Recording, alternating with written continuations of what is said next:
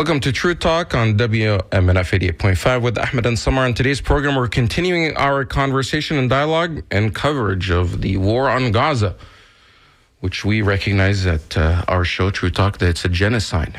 Also, the Democratic Convention starts next week. What does the platform look like, especially when it comes to foreign policy and in Gaza? And also allegations of rape against women, or actually there's further proof that systematic rape of Palestinian women continues to happen in the occupation. Why isn't the world taking that seriously? That and possibly your phone calls on True Talk on WMNF when we come back. Stay tuned. دق دق دق كلها تشوف الدنيا كحلة سحرة قحلة سحرة قحلة دق دق دق باش تشوف الدنيا أحلى والحومة مفحلة والحومة مفحلة دق دق دق تستنى في عسل النحلة صبورة كحلة صبورة كحلة هزنا الطيار ورمنافع قبل رحلة ضايع بين الحيوت وما لقيتش بلاصة حومة بين بلاد الهوت يما خلوني بشي خامس موت وحكموا ناس الراقة والكراسي بالهبوط نحب نشد الروت ونقلب المناظر نقلب وجهي من هنا يما ما نحب نعيش الأحياء بالموت نوفا كيما ولد الجارة بشي خاطب له يا ليلي ويا ليلى وش باش نشكيلك يما وقالوا لي ليلى صغير وفي قلبي غمة ونطير الفوق يحبوا يقصوا لجناحي قولي ذكراني مخنوق ومنك طالب اسماحي ريوس الرجالة ميلة رزنك بالتخمام وبالشيخالة مخاخم بعيلة ولاد الحومة اشواتنا مقايلة شرف العينين بالخير ما هيش مستفايلة حبوا يسوقونا كيف الزيلة ومربط في زريبة وخطوة السكينة مكيلة يحبوك بري ما عندك شي عايلة نعيشوا في سيستم حكمه ولاد المتحيلة يحبوك غايب على الوجود ساكت على حقك وراضي باللي يحبوه موجود يما تجري وماكش خالط على الكوت شخلى ولاد الحومة قطع من الحدود تفيدوا في قفصك مربوط وضباع مسيب وزيدك لك عشاك يما حبوك قاعد في زنقة مرفوض والمستقبل اللي تشوف فيه متعدي بحذاك يا ليلي ويا ليلى وش باش نشكيلك يما وقالوا لي ليلى صغير وفي قلبي غمة حب نطير وندير الفوق يحبوا يقصوا لجناحي قولي ذكراني مخنوق ومنك طالب اسماحي يا ليلي ويا ليلى وش باش نشكيلك يما وقالوا لي ليلى صغير وفي قلبي غمة حب نطير وندير الفوق يحبوا يقصوا لجناحي قولي ذكراني مخنوق ومنك طالب اسماحي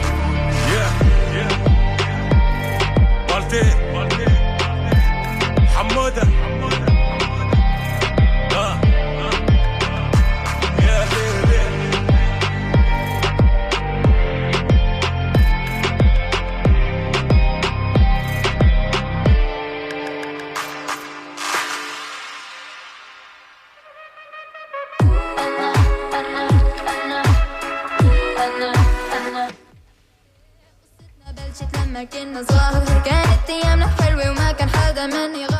Welcome back to True Talk on WMNF 88.5 with Ahmed and Samar.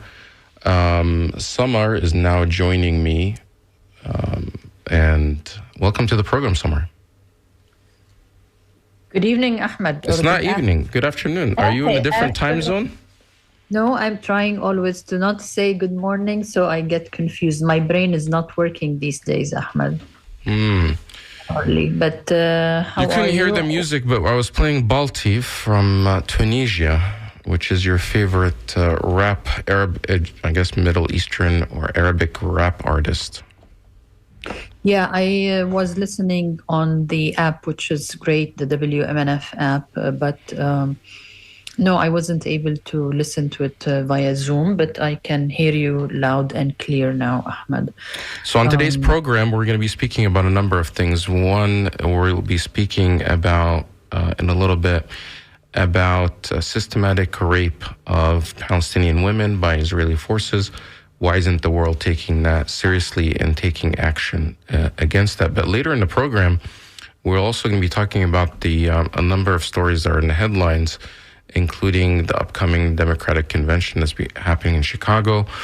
For the first time, a Palestinian or a Israeli hostage or captive was killed, not by Israel, by a Palestinian, what the investigation revealed. And 10 months into this is actually the first time that a Israeli captive was killed.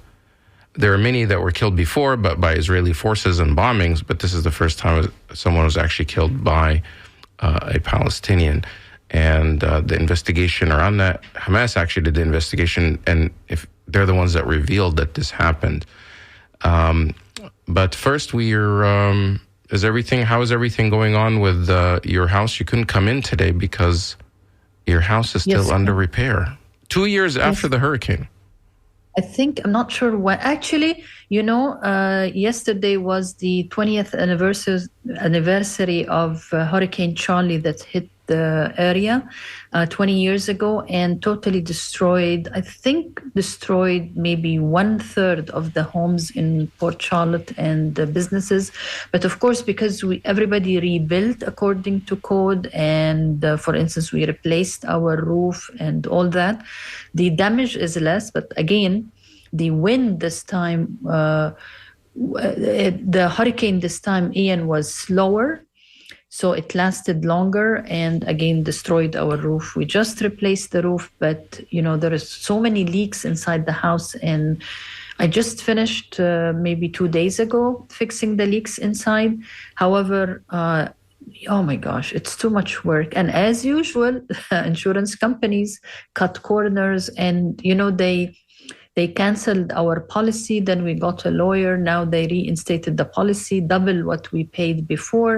And I think it's conditional according to what the lawyer is going to decide. So my heart goes out to all the people out there who are having same problems with Debbie and other hurricanes. We pay for 20 years our premium, never ask for any repairs, and then boom, you're hit with a catastrophe, natural disaster, and they managed to cut corners. So I'm good, alhamdulillah. Yeah, good luck fixing that and the struggles you have, and actually also reminds us of the privilege we have compared to people in, for example, in Palestine, in Gaza, or in Sudan, other places. Where they are, facing tragedy not because of natural disasters, but human-made disasters, especially in Gaza, where people's, millions are now displaced, not because of hurricanes, but because of airstrikes and genocide that's happening there. But our guest today that's just joined us, who we'll be speaking to, is Maryam Al-Dosari. She's a senior lecturer at the Royal Holloway at the University of London, and her research focuses on gender inequality in the Middle East. She wrote an article recently in The New Arab, which is an online publication, titled #MeToo Unless It's Palestine: Why Western Feminists Ignore Proven Israeli Rape of Palestinians. And Maryam is now joining us live, I believe, from England. Welcome to True Talk, Maryam. Hi, Ahmed. Hi, Samar. Thank you for having me. Wonderful to have you here. What made you write this article, which was actually published on the 14th of August, yesterday? What prompted you to write that? I know your specialty is in gender inequality in the Middle East, but why this topic?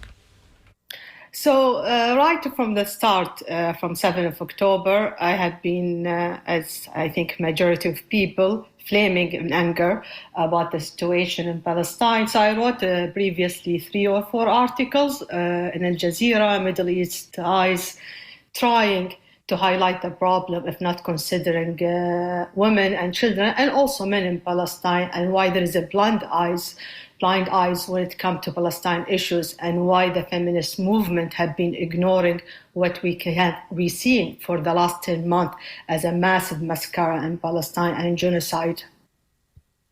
So that was the starting point. Samar? Yeah, good Good evening, Mariam. I think it's evening in London. I'm very happy that you were able to join us. And to our listeners, like Ahmed said, if you Google the hashtag #MeToo, unless it's Palestine, you will find her very interesting article that she wrote.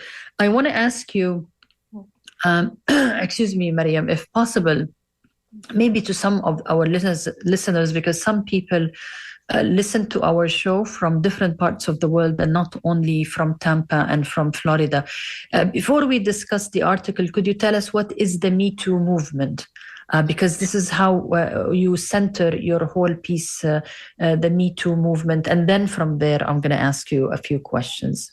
Yes, the Me Too movement started for a while, and the main idea that if women have been sexually abused or raped and say it, we should believe her.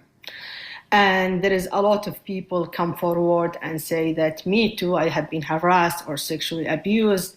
And the main idea that within feminist movement, we always believe women, and we need to highlight the systematic problem that it created, that women doesn't able to report when it comes to sexual harassment or abuse or rape. So this is the starting point of Me Too, and it's become very well known, and a lot of people encourage people to think that they are not the only women, that they are not the only one who's experienced this awful experience.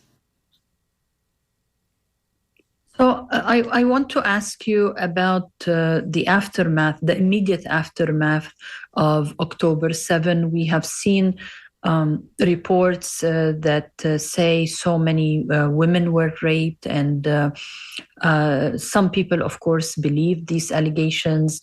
Many months later, some newspapers had to retract their sources, or sometimes the sources were connected to the government. However, that set the stage for all the massacre and genocide going on, as if people are saying, you know, they rape women, they killed children. This is why it's okay to kill more than 45,000 people. They're mainly women and children. However, Mariam, talk about this report that came out.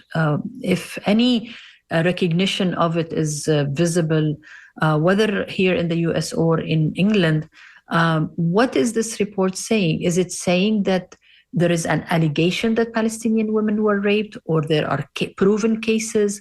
Can you elaborate on proven cases? But I want to start from the beginning, right from the start, 7th of October, when the war started, or let's call it, what is it, the genocide of Palestine.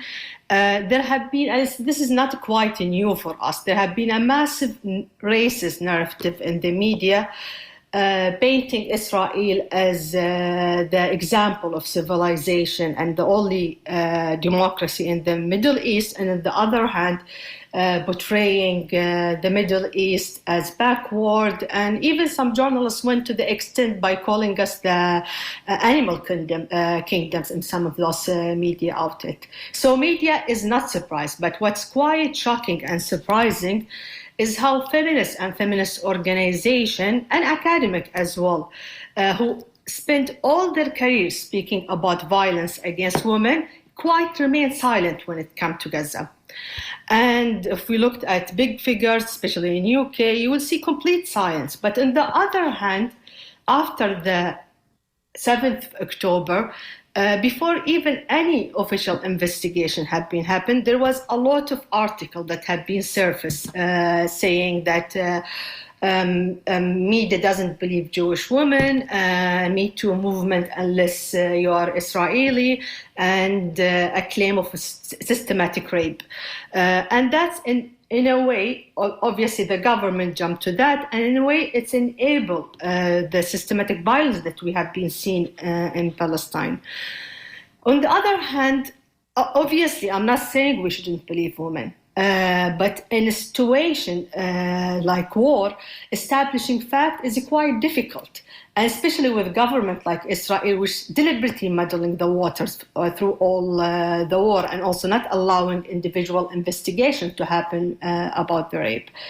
So while they jumped to this conclusion, and the rape had been weaponized by Israeli government to justify the massacre in Palestine, in the same time, there have been deliberately overlooking by the same journalists, same feminists, and same journals about the extensive sexual and reproductive harm that had been imposed on Palestinian women.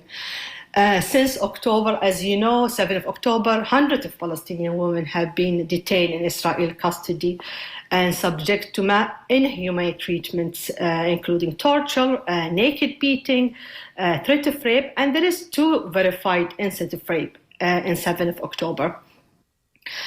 But that's not the only problem that I have a massive problem with, that this is not new. For 76 years, there is massive report, and I mentioned that in the article, and I did my homework. I looked at all the reports in United Nations, Amnesty International, Human Rights Watch, even Israeli organizations like B'Taslim, the Public Committee Against Torture in Israel, Journalism-Based Women's Center of Legal, which they say, though all those reports have been going through legal procedure and have been saying that Palestinian women and children and men have been facing sexual harm for the last 76 years. So forget even about after 7th of October. This is a long history of sexual violence against Palestinians.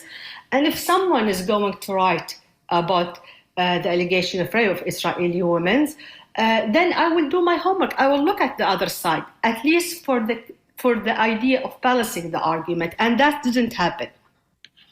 Actually, Mariam, I'm glad you mentioned the historical narrative of Palestine, because Deir Yassin is one of the most infamous incidents where Palestinian women were raped, and actually they were taped, and the tape was played in the streets of Palestine. And this is one of the reasons many of the Palestinians fled the 1948 war. But Mariam, I really want to ask you, maybe this is a very difficult question, because I really want to understand the mentality of Western women, not all of them, but those of them who are, like you said, very, very out there when it comes to the Me Too movement. Why is this bias? Is it fear of anti-Semitism, like being labeled anti-Semitic, and that scares people, especially in Europe?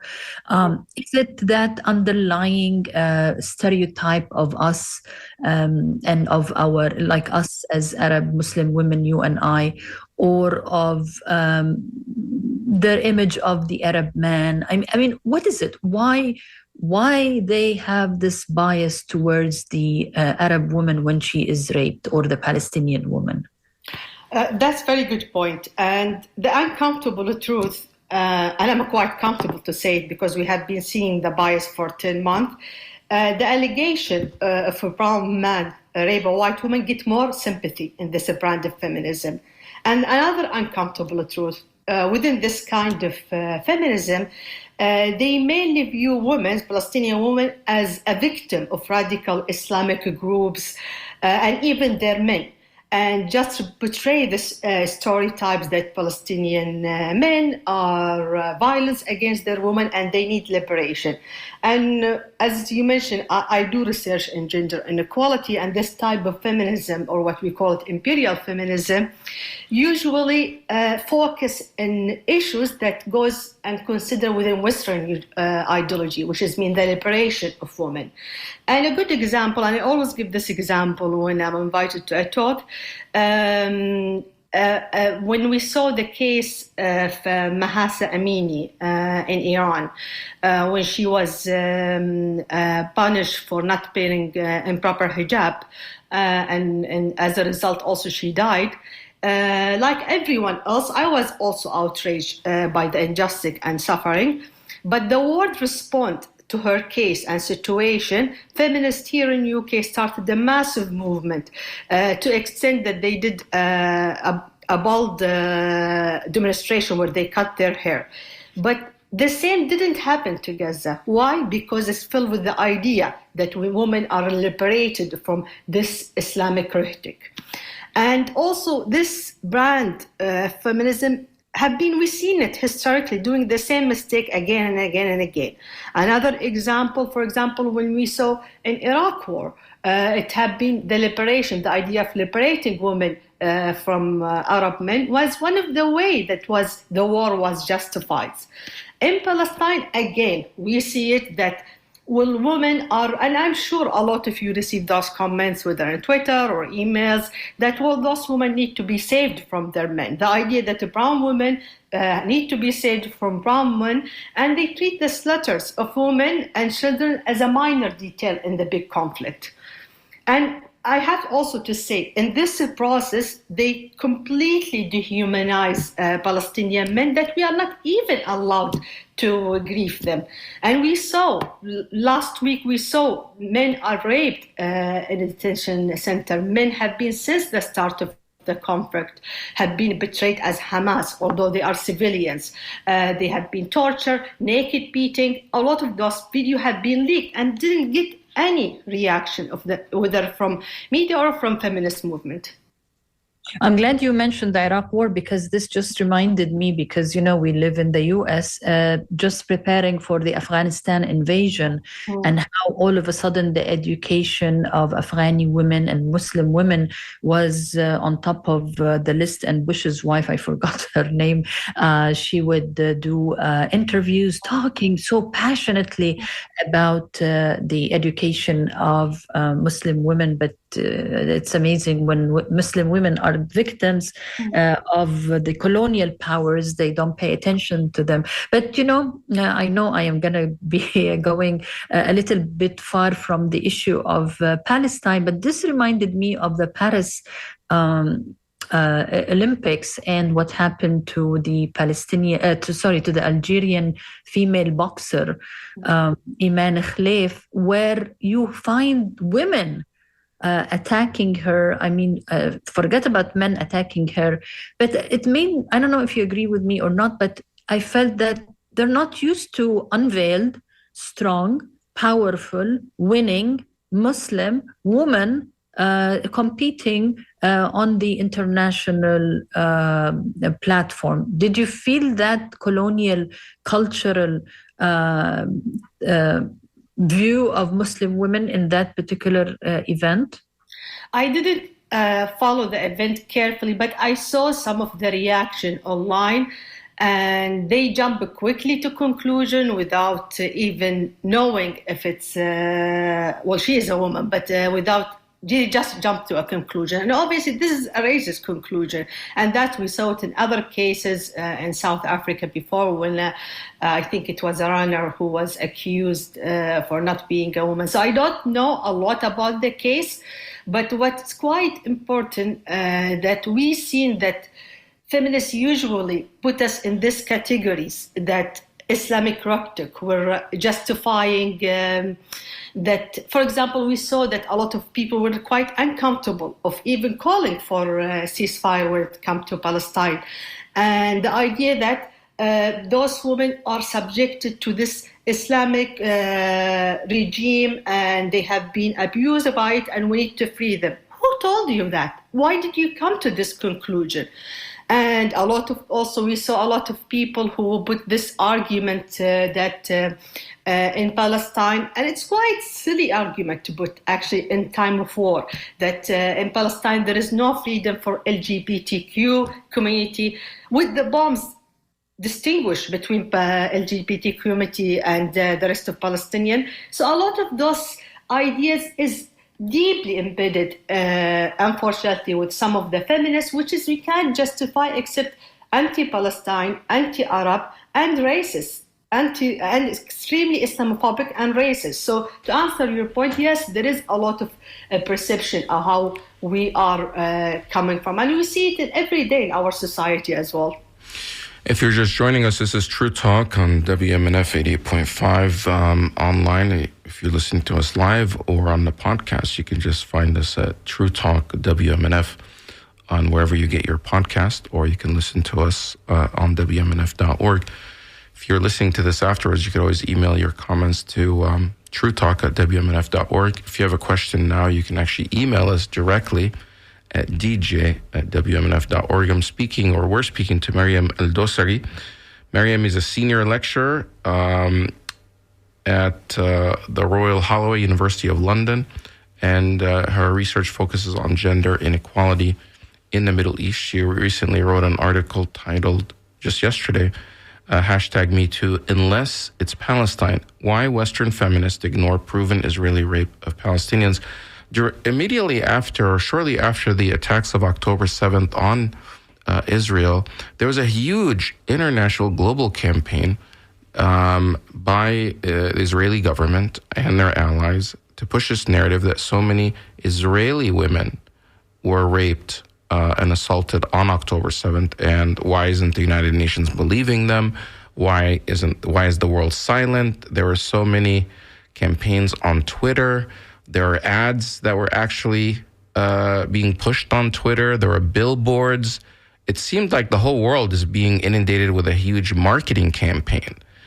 Usually in the past, if there are allegations of rape or sexual assault, it's actually in the news or handled by the police. But this seemed like a type of marketing, slick marketing or propaganda campaign to convince the world that a rape took place, but without any evidence.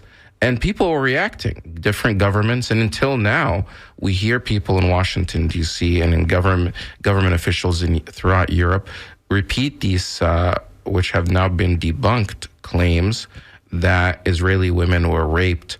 And of course, the New York Times report that now has been embarrassing for the New York Times, that a systematic rape took place because all the evidence they used has now been found to be false.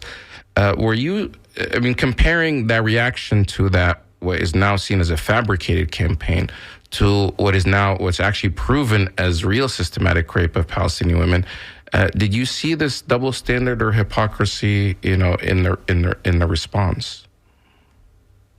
Yes, absolutely. And that's one of the reasons motivate me to write the article. Rape is not an easy conversation to talk about, but I was horrified and shocked that no one is still reporting it in Western media, and all those people who wrote those articles, to be honest, their article should be withdrawn.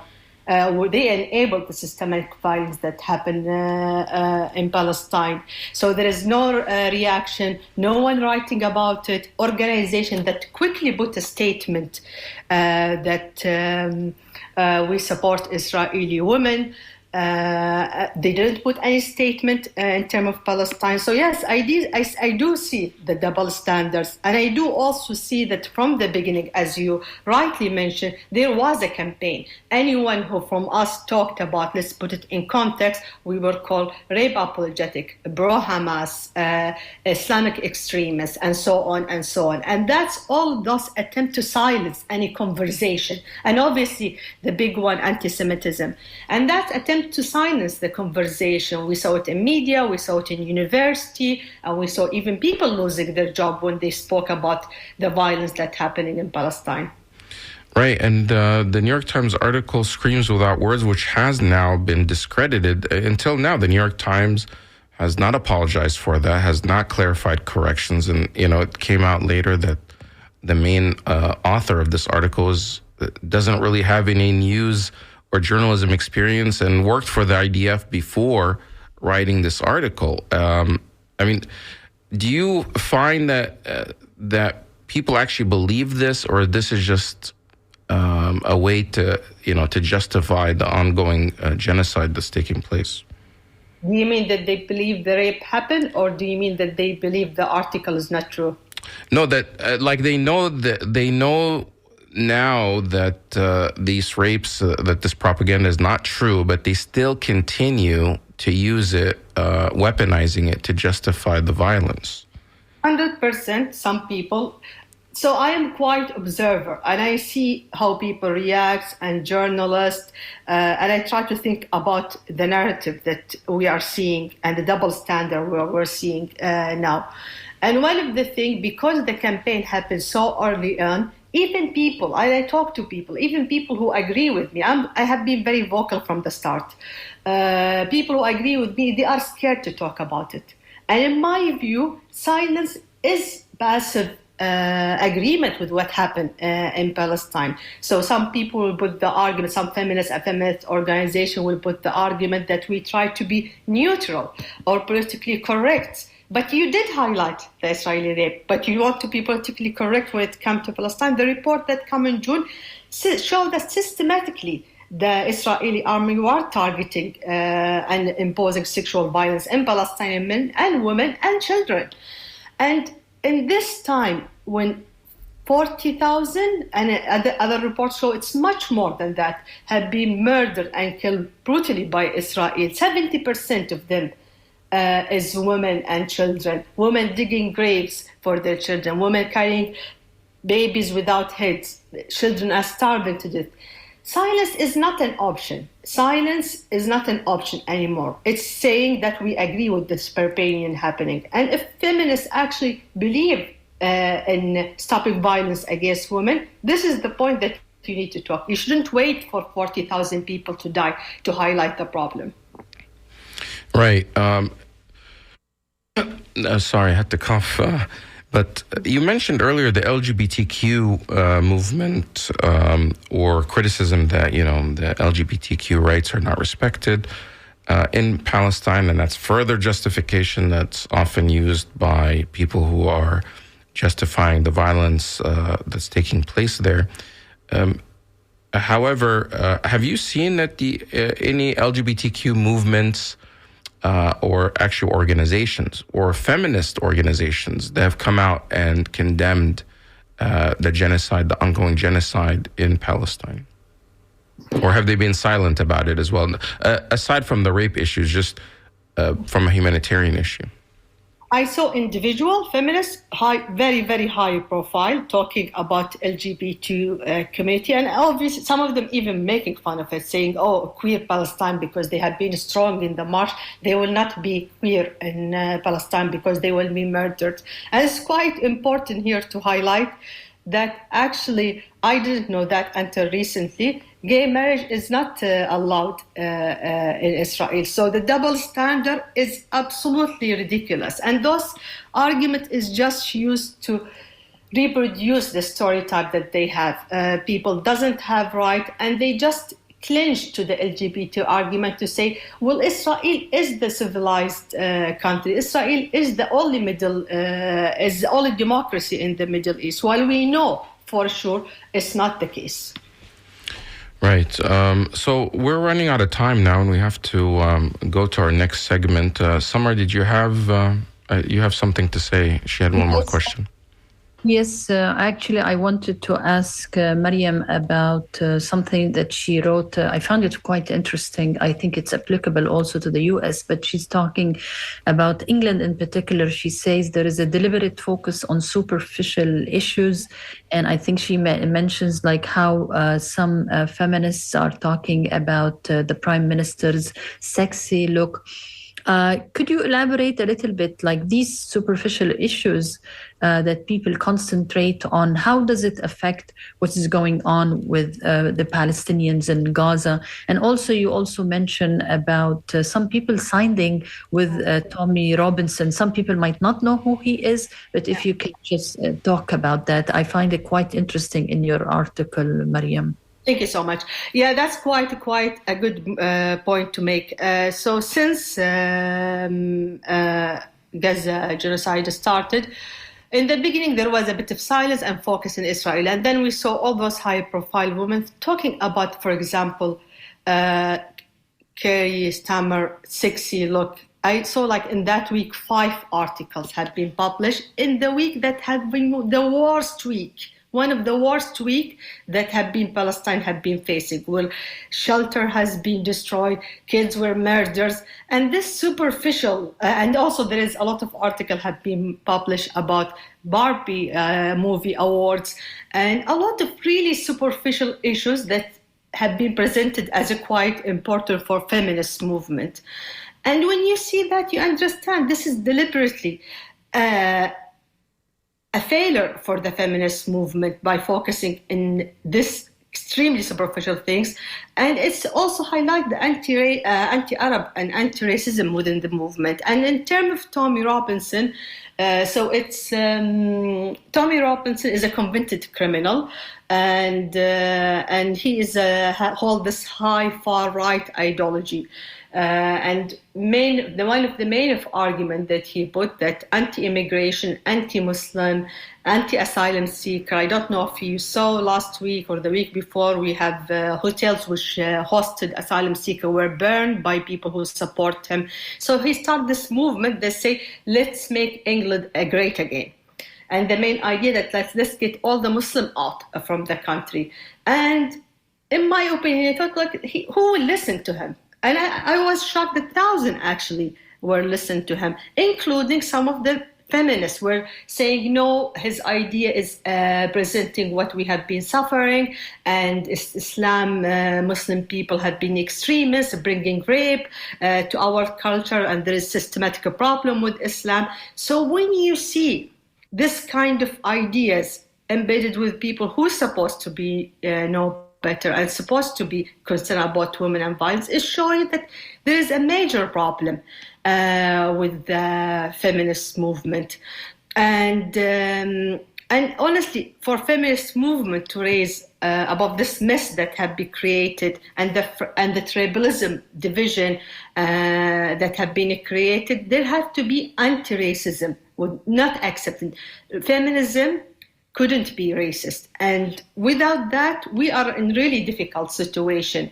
We will be like France when the Minister of Equality and Diversity will risk government intervention. When the Minister of Diversity and Equality, she said any organization will not support Israeli propaganda will lose fund, and that's problematic. Yeah. Mariam, I really want to thank you for taking the time today and talking to us. We were speaking with Mariam Al-Dosari. She's a senior lecturer at Royal Holloway University of London, and her research focuses on gender inequality in the Middle East. Thank you so much, Mariam, for being on True Talk. Thank you so much for having me. Ahmed, I think now we are moving Samar, to the second side. Right. We're going to take a short music break, and when we come back, we'll be speaking about the other topics we discussed. Stay tuned. This is True Talk on WMNF.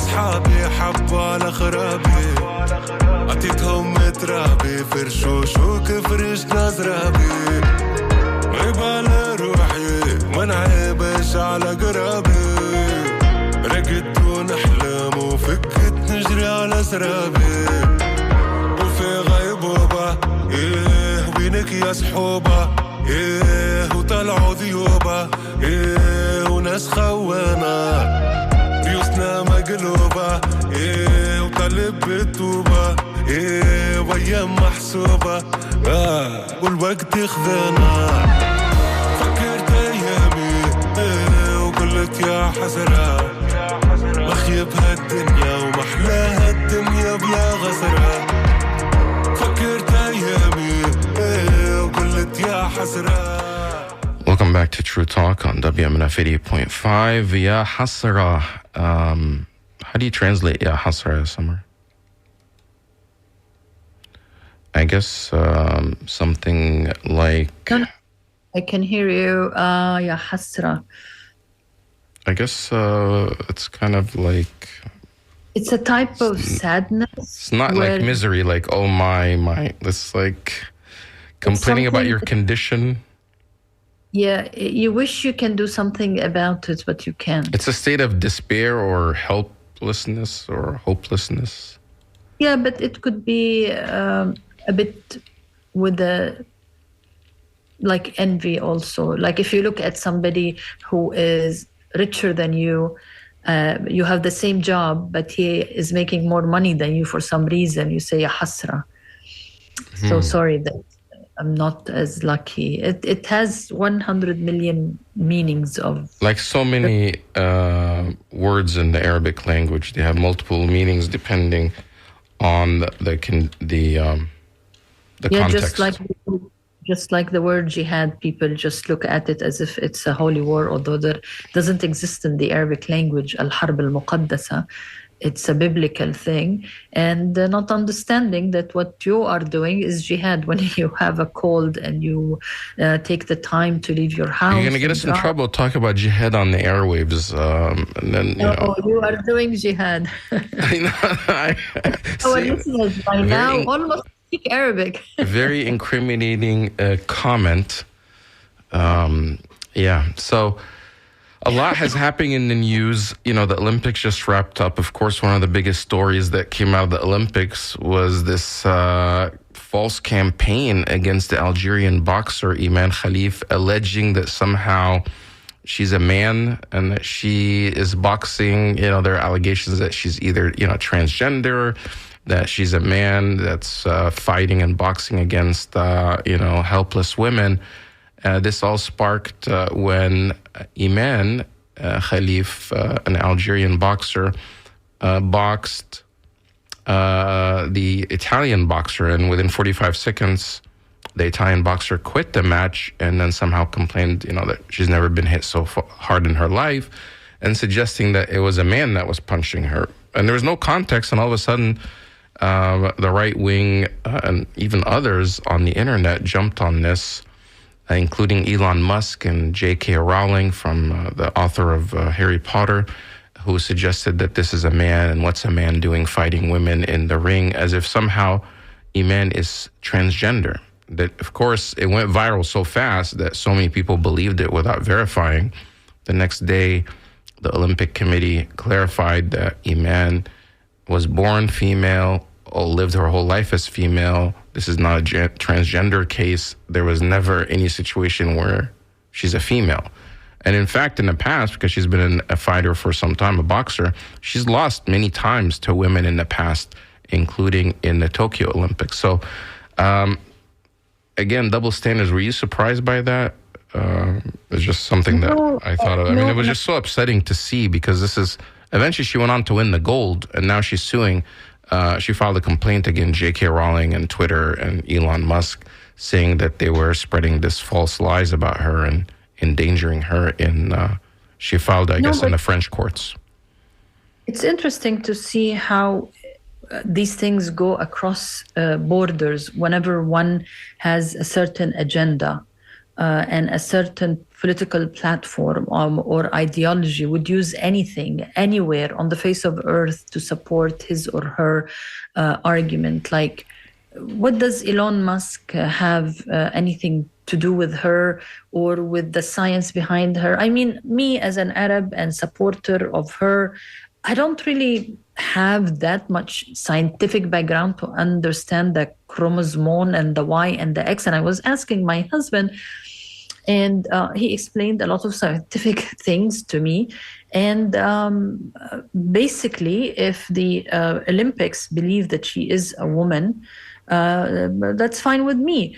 But sometimes I felt it was a little bit more racist, or what whoever is talking about her is talking about her because she is someone or an example that can be used to pursue their own political agenda. Of course. Well, but the nature of Twitter is people just don't verify. They see something trending, they jump on the trend, and they just repeat it without actually looking into it. So when I first saw it, I said, wait a minute, Algeria, almost 100% Muslim country, they're not going to send a transgender fighter to the Olympics.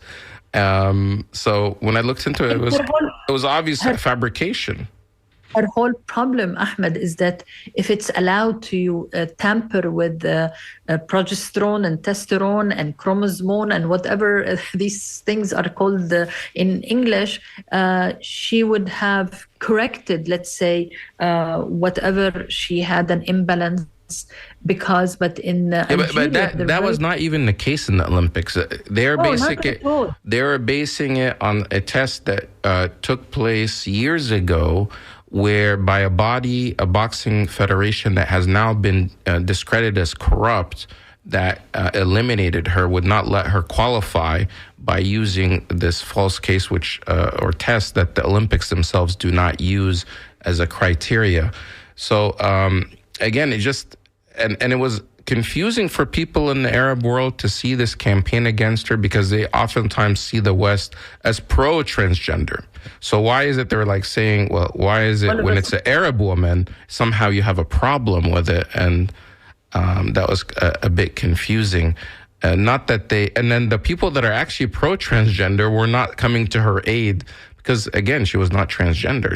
She was actually a woman, and this was just a bunch of, a fabricated controversy, as many others. The other big controversy that that came out of the Olympics was something related to the Australian breakdancing woman who did not do any breakdancing, but I guess in the next Olympics, which will be held in Los Angeles, there's not going to be breaking as a sport in the Olympics there.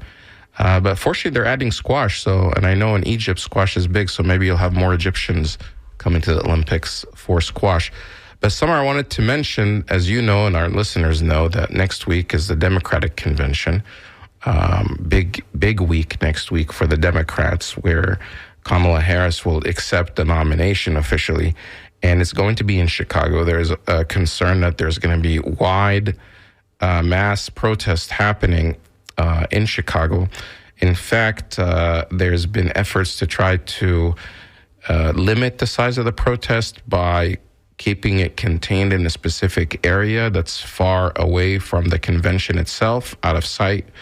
And the petitioners, the people that are the organizers of the protest, had sued in federal court, and a judge just ruled on Monday against the protesters, which in a way will limit their route. They wanted to march close to the United Center where the main event will be taking place, instead of the route that the local government, City of Chicago, had assigned to them with the Secret Service.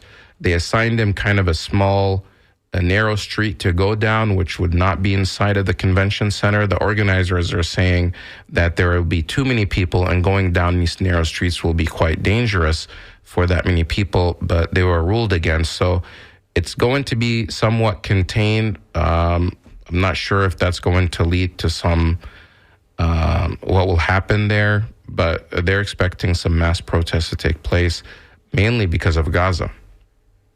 Actually, I am seeing on Twitter so many calls by Americans on meeting there and logistics of meeting there and what should they be saying or doing. But yesterday she was in Broadway, and You mean in New York City? Yeah, and NYPD attacked the demonstrators or the people who were standing in front of wherever she was. And then there was this American woman, a young girl actually, and she took footage of NYPD attacking one of the students. There were students there, and she says she wears the hijab, and this policeman, she has a footage of him, just removed it, and I stood between him and her in order to prevent them from seeing her hair.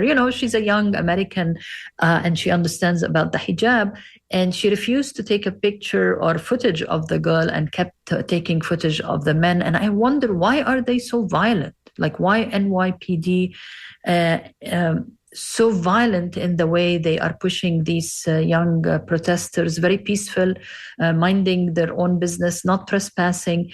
And what is like, Ahmed, when I post these things in Arabic, people ask me, but these look like minorities, either Black or Hispanic or Indian looking or Pakistani looking, whatever you want to call it, but not white people. Why are your police, if they are a minority, behaving this way? This is one of the things that people ask about. And I don't know if you have a comment about this, but the other thing is, in the span of 1 week, when Kamala was giving a speech and then she was heckled, and she said, "Let me speak. I am speaking if you want Trump to win." And she was totally criticized. And then the next time they said she looked at a piece of paper and read the notes, as if they are starting to pay attention that there is really a young generation, a generation that can vote, that are very, very upset about her about the administration and about the Gaza war. Did you see that? Right. I mean, I saw all of that, and I think that was off the cuff comment. She wasn't prepared for it. It shows you this other side of her. Look, I was not a big fan of Kamala when she ran before, and lost, obviously, and she didn't seem very popular. People think that she has this quirkiness to her. She's not likable. So, of course, now that Biden was so bad and people were so concerned that she's obviously, brought more life into the party. Now people can be excited about something, and, that she will be the first woman, potentially, and black woman, which, Trump is trying to say she's not actually black, making those types of allegations. But until now, she hasn't given any press conferences or spoken to the news media directly. I don't, and I'm not sure how she's going to do in the debate. She didn't do well in the debates before. However, just simply replacing her, saying she's not Biden, I don't think that's satisfying the young folks and the people that are calling for justice in Palestine. And people are saying that, sympathetic words are not enough. You need to actually stop arming. If she is concerned, and her administration will be, or her campaign is concerned about the rising death toll in Gaza, then commit to not sending any more weapons that are causing the bombings. So, if Biden keeps saying that, this war has to come to an end, in the meantime, this week, they're promising, they started sending new weapons, more weapons, lethal weapons to Israel to bomb Gaza. Actions speak louder than words. You can't be for arming Israel with this ongoing genocide going on and continuing to just say this line, Israel has the right to defend itself. Massacring 40,000 people, 16,000 or 17,000 of them children, tens of thousands continue to be under the rubble. That is not self-defense by any standard. The United Nations International Court of Justice said so.